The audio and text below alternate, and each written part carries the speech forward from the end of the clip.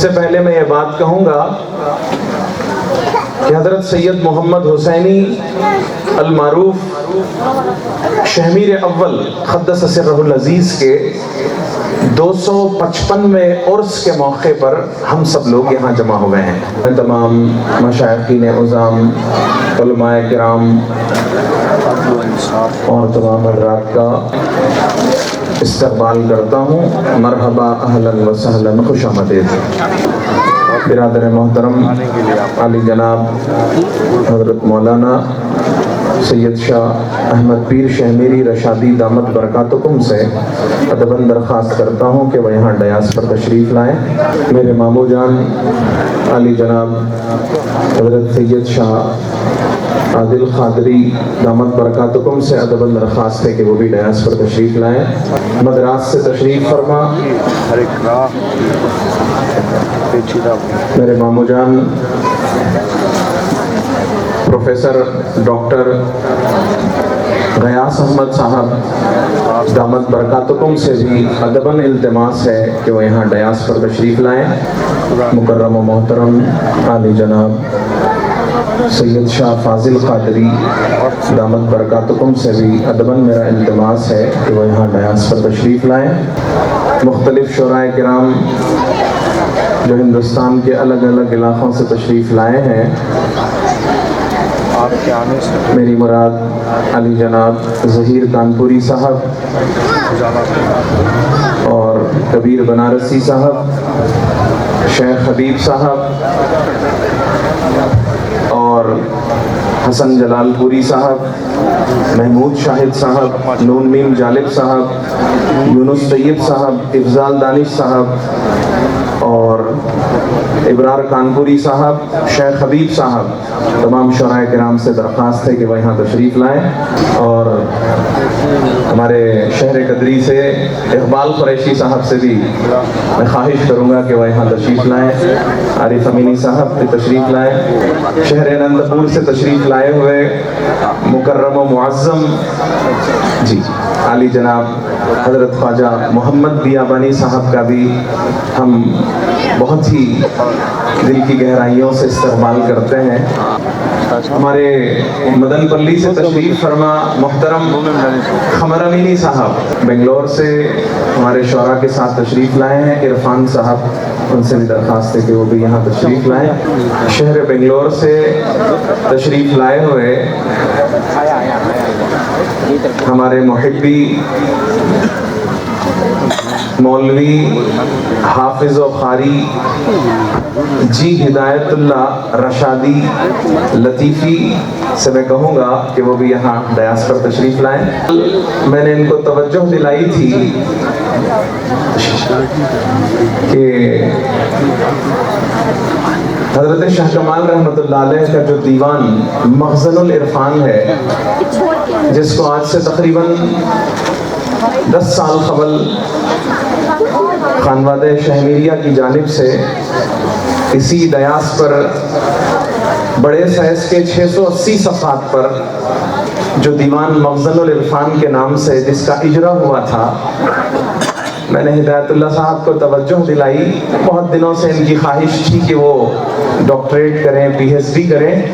میں نے انہیں توجہ دلائی کہ خانوادے کے اس دیوان پر حضرت صاحب عرس حضرت سید محمد حسینی شہمیر رحمۃ اللہ علیہ کے چھوٹے بھائی مرید و خلیفہ جامع دکن شیخ کمال رحمۃ اللہ علیہ کمال الدین ثانی بخاری قدس سرہ العزیز کے دیوان پر، جو کہ سلطان ٹیپو کے بھی شیخ ہیں، میں نے خواہش کی تھی کہ اس پر اگر پی ایچ ڈی کا مخالہ ہو جائے تو بہت اچھی بات ہوگی. انہوں نے اس کام کو قبول کیا اور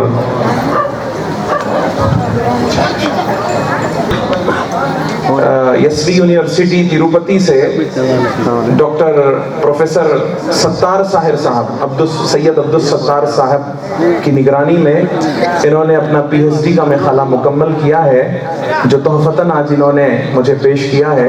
میری طرف سے بہت بہت مبارکباد. میری طرف سے ہی نہیں، تمام خانوادے کے اہل سلسلہ کے لوگوں کی طرف سے بھی میں مبارکباد پیش کروں گا. اس سے پہلے کہ آج کے اس پروگرام کا آغاز ہو، مشاعرے کے آغاز سے پہلے، جلسے کے آغاز سے پہلے دو چار چیزیں میں آپ کے سامنے کہنا چاہوں گا۔ سب سے پہلے میں یہ بات کہوں گا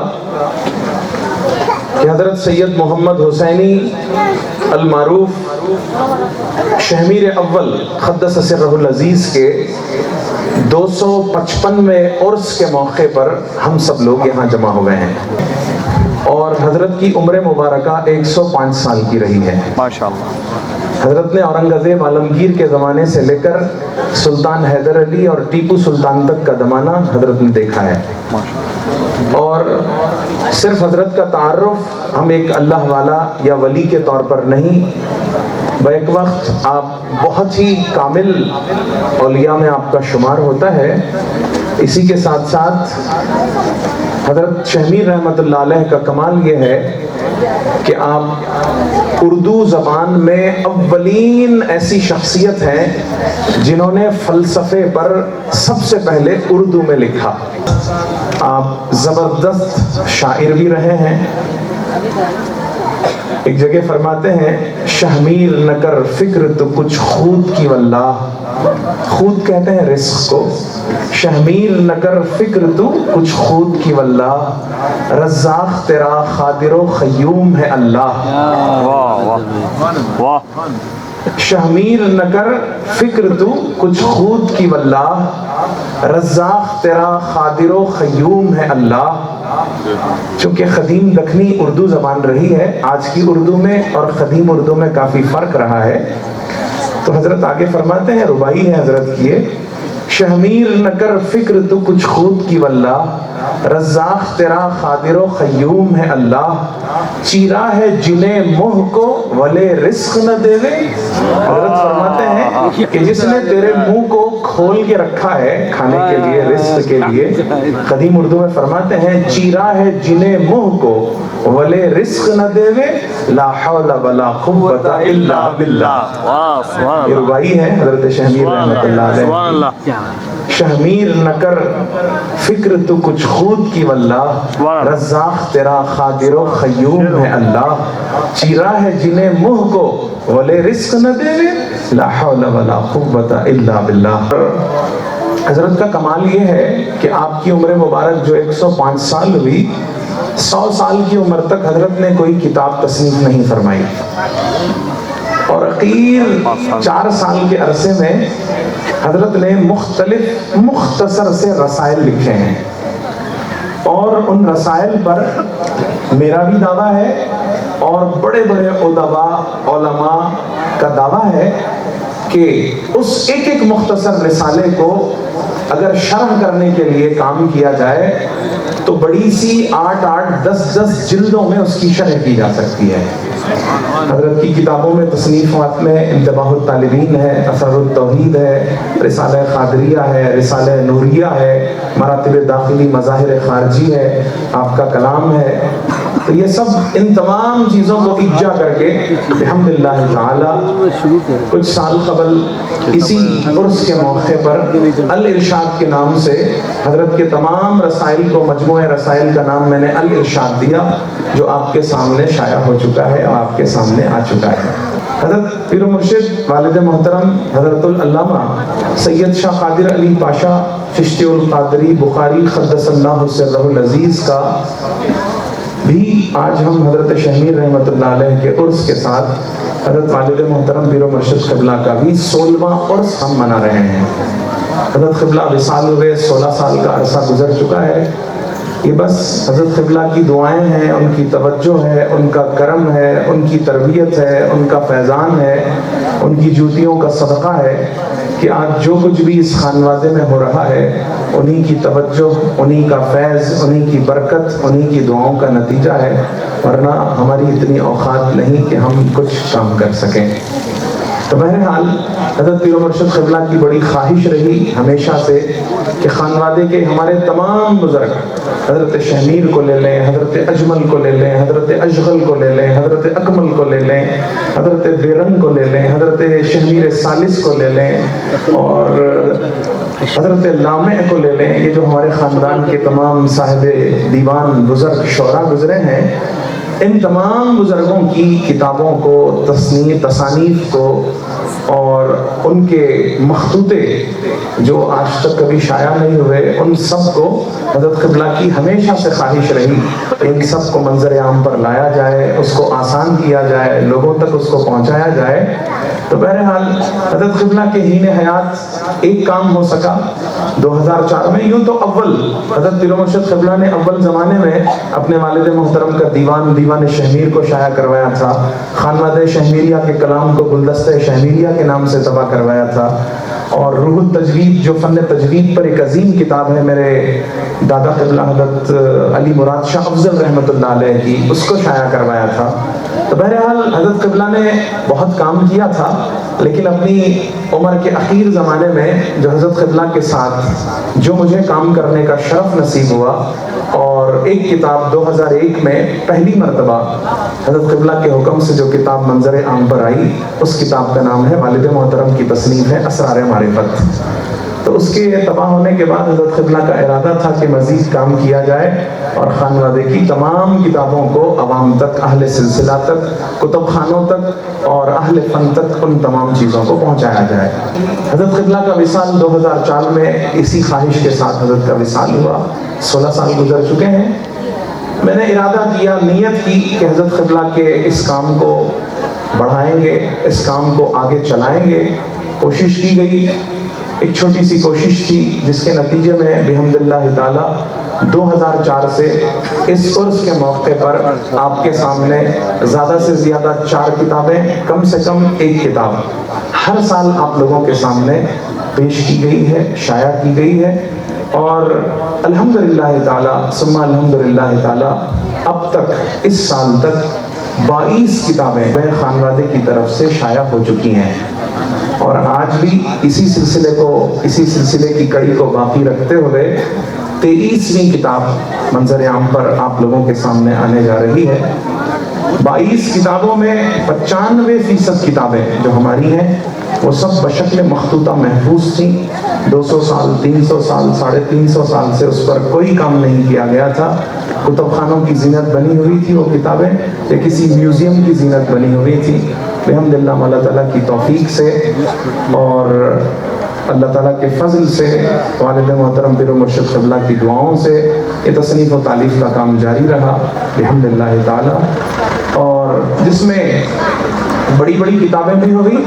680 صفحات پر بڑے سائز کے مخزن العرفان ہے، 480 صفحات پر کلمات کمالیہ ہے بڑے سائز پر، اور دیگر مختلف کم و بیش عدد کے ساتھ 22 کتابیں اب تک آپ لوگوں کے سامنے منظر عام پر آ چکی ہیں، اور آج 23ویں کتاب کا اجرا آپ لوگوں کے سامنے ہونے جا رہا ہے۔ تو اس میں ایک اور بات یہ کہنا چاہوں گا کہ صاحب عرس حضرت شہمیر رحمۃ اللہ علیہ کے چھوٹے بھائی مرید و خلیفہ سلطان ٹیپو کے پیر و مرشد حضرت شاہ کمال الدین ثانی بخاری جامعہ دکن رحمۃ اللہ علیہ کے فرزند ہیں حضرت جلال الدین یوسف علی شاہ اکمل رحمۃ اللہ علیہ، جن کا مزار مبارک محل ضلع چتور میں پڑتا ہے۔ تو حضرت بھی زبردست ادیب رہے، شاعر رہے، اور حضرت کی بھی کتابیں بحمدللہ تعالی ہم نے شائع کی ہیں۔ تو گزشتہ سال اپنے والد محترم حضرت شاہ کمال رحمۃ اللہ علیہ کی ایک 40 کو حدیث کی 40 حدیث کا منظوم جو ترجمہ آپ کے فرزند حضرت یوسف علی شاہ اکمل رحمۃ اللہ علیہ نے جو کیا تھا، وہ گزشتہ سال اسی عرس کے موقع پر آپ لوگوں کے سامنے اجرا عمل میں آیا تھا۔ تو حضرت شاہ کمال کے فرزند ہیں حضرت یوسف علی شاہ اکمل، اور حضرت یوسف علی شاہ اکمل رحمۃ اللہ علیہ کے 2 فرزندان ہیں۔ بڑے فرزند ہیں استاذ الخرا حضرت العلام سید علی مراد شاہ افضل بخاری قدس اللہ سرہ العزیز، جو کرپا میں آرام فرما ہے، فن قرأت کے امام ہیں، حضرت شاعر ہیں، ادیب ہیں، اور بہت بڑے اللہ والے بھی ہیں۔ تو حضرت کے چھوٹے بھائی حضرت فقیر محی الدین مقبل میسوری رحمۃ اللہ علیہ، حضرت کا اصل وطن تو محل تھا ضلع چتور، وہاں سے حضرت جو ہے میسور کی طرف منتقل فرما گئے 200 سال قبل تقریباً۔ تو اس زمانے میں وہیں حضرت کا وصال ہوا اور میسور میں آرام فرما ہے۔ تو حضرت کا بھی کمال یہ ہے کہ حضرت فقیر محی الدین مقبل رحمۃ اللہ علیہ بھی صاحب دیوان نعت گو شاعر ہیں ماشاءاللہ. اور حضرت کا دیوان مقبل اب تک شائع نہیں ہوا ہے. ہماری خواہش ہے اللہ نے چاہا تو انشاءاللہ تعالیٰ اس دیوان کو بھی منظر عام پر لایا جائے گا. اور حضرت کی دیگر اور 3 تصنیفات ہیں. ایک ہے منظوم حضور کا سراپا. سرکار دو عالم صلی اللہ علیہ وسلم کے سر سے پاؤں تک، پاؤں مبارکہ تک ہر عضو کا، ہر حصے کی نعت لکھنا، تعریف کرنا، جس کو سراپا کہا جاتا ہے. تو حضرت مقبل رحمۃ اللہ علیہ نے حضور کا سراپا مبارکہ لکھا ہے، وہ بھی نایاب ہے. انشاءاللہ تعالیٰ اللہ نے چاہا تو وہ بھی خانوادے کی طرف سے شائع کرنے کی میری خواہش ہے. عالم عرب میں ایک بہت ہی بڑے امام اور محدث گزرے ہیں جن کو ابن نباتہ کے نام سے پہچانا جاتا ہے. بہت مشہور قابل شخصیت عالم گزرے ہیں. تو انہوں نے عربی میں منظوم خطبات کہے ہیں، لکھے ہیں. تو اس کو حضرت مقبل رحمۃ اللہ علیہ نے منظوم اردو میں عربی سے ترجمہ کیا ہے. یہ بھی حضرت کا کمال ہے، خطبات مقبل کے نام سے ہے. اور آپ کی چوتھی چیز تصنیف جو ہے بشکل مخطوطہ، جو تقریباً 125 سال کے زائد عرصے سے مخطوطے کی شکل میں محفوظ رہی. اور اس کتاب کا نام حضرت نے رکھا ہے گلدستہ معارف، معارف کا گلدستہ. اور اپنے دادا محترم حضرت شاہ کمال رحمۃ اللہ علیہ کے مخزن العرفان سے مختلف اشعار کو لے کر عام فہم انداز سے تصوف کے عنوان کو بہت ہی اچھوتے انداز سے آج سے تقریباً 150 سال قبل جو حضرت نے تالیف کیا، وہ مخطوطہ آج آپ کے سامنے جس طرح وعدہ کیا گیا ہے منظر عام پر آنے جا رہا ہے. بلکہ اہل علم کے لیے ہماری طرف سے تحفہ ہے. تمام اہل سلسلہ، لائبریریوں تک، کتب خانوں تک، پروفیسر حضرات تک، علماء کرام تک، سجادگان تک ہم تحفتاً ان کتابوں کو پہنچا دیتے ہیں. حضرت مقبل رحمۃ اللہ علیہ حضرت شہمیر رحمۃ اللہ علیہ کے چھوٹے بھائی کے پوتے ہیں. حضرت فقیر محی الدین مقبل میسور میں حضرت کا مزار ہے. میں میری سعادت سمجھوں گا، خوش بختی سمجھوں گا کہ حضرت مقبل رحمۃ اللہ علیہ سے ایک تو دادا کے بھائی کی اولاد ہونے کے ناطے میرے دادا ہی ہوتے ہیں، اور دوسری طرف سے میری والدہ کے حقیقی دادا ہوتے ہیں. تو یہ بھی مجھے نسبت ہے، میرے نانا ہوتے ہیں اس حساب سے.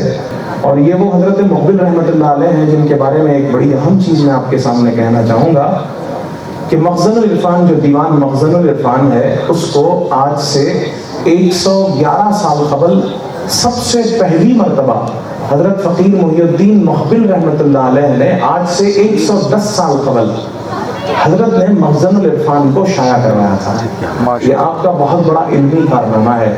اور آج سے 110 سال قبل 680 صفحات پر بڑے سائز کی ایک دیوان کا مکمل کرنا جوئے شیر لانے سے کوئی کم بات نہیں ہے. حضرت مقبل رحمۃ اللہ علیہ کی اس کتاب کو انہی کے خانوادے کے فرد فرید یعنی حضرت مقبل رحمۃ اللہ علیہ کے پوتے، میری مراد میرے ماموں جان سے ہے، علی جناب سید فاضل قادری دامت برکاتکم سے میں ادباً درخواست کروں گا کہ وہ اس کتاب کا اجرا فرمائیں.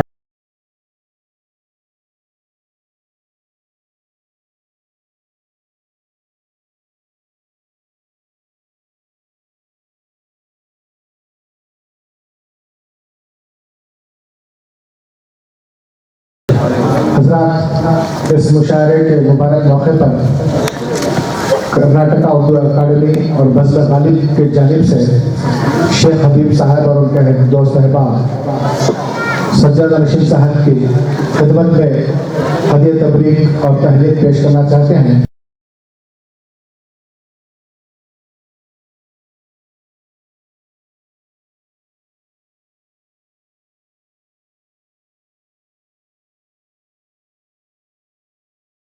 ان بزرگان دین کی عرس منعقد کرنے کا مقصد صرف اور صرف جمع ہونا یا یہ دعائیہ محفل ہونا نہیں ہوتا.